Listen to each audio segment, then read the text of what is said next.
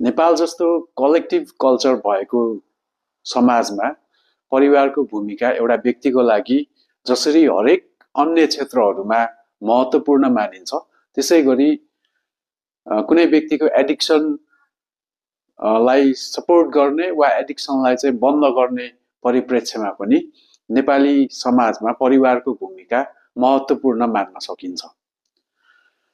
कतिपय परिवारले समयमै आफ्नो भूमिका निर्वाह गरेर उसको एडिक्सनलाई समयमै ट्रिटमेन्ट गर्नको लागि, उपचार गर्नको लागि र त्यसबाट बाहिर निस्किनको लागि भूमिका निर्वाह गर्न सफल भइरहेको हामीले देख्न सक्छौँ भने कतिपय परिवारका सदस्यहरूले अन्जानमा वा जानेरै पनि उसको त्यो एडिक्सनलाई इनेबल गर्ने अथवा त्यसलाई समर्थन गर्ने भूमिकामा आफ्नो भूमिका त्यसरी निर्वाह गरिरहेको हामीले पाइरहेका हुन्छौँ।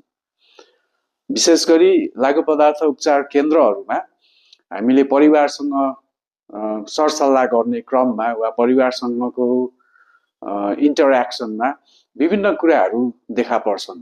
त्यही कुराहरूलाई समेटेर कुनै पनि परिवारले कसरी एउटा एडिक्सनमा भइरहेको व्यक्तिलाई त्यो एडिक्सनलाई निरन्तरता दिनको लागि जानेर वा अन्जानमा सहयोग गरिरहेको हुन सक्छ भन्ने बारेमा आज थोरै कुरा गर्न गइरहेको उदाहरणको रूपमा जस्तै कम्तीमा उसले इन्जेक्सन लगाउन थालेको छैन, उसले बाहिर पिउँदैन, घरमै बसेर पिउँछ, जे भए पनि राति अबेर भए पनि घर चाहिँ आउँछ।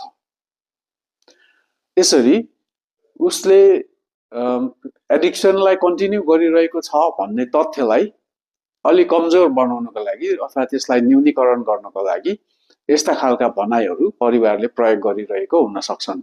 यसबाट के प्रभाव पर्छ त भन्ने बारेमा म अन्त्यमा कुरा गर्नेछु। त्यस्तै कतिपय परिवारले चाहिँ फियर बेस्ड अथवा डरमा आधारित भनाइहरू हामीसँग सेयर गर्नुहुन्छ। मैले पैसा दिएन भने कतै उसले चोर्न पो थाल्ने हो कि, धेरै प्रेसर दिएँ भने घर नै नआउने हो कि, मैले हुन्न भने उसले आफूलाई नोक्सानी पुर्याउने हो कि। त्यस्तै अर्को तरिकामा पनि उहाँहरूले कुरा गर्नुहुन्छ जसलाई मैले असहायता अथवा हेल्पलेसनेसको क्याटेगोरीमा राखेको छु। जस्तै कतिपय परिवारले उसले सक्दैन, उसले नखाइ बस्नै सक्दैन, ऊ कमजोर छ, मानसिक रूपमा एकदमै कमजोर छ, त्यसकारणले नसकेको होला, ऊ यस्तै नै हो भनेर भनिराख्नु।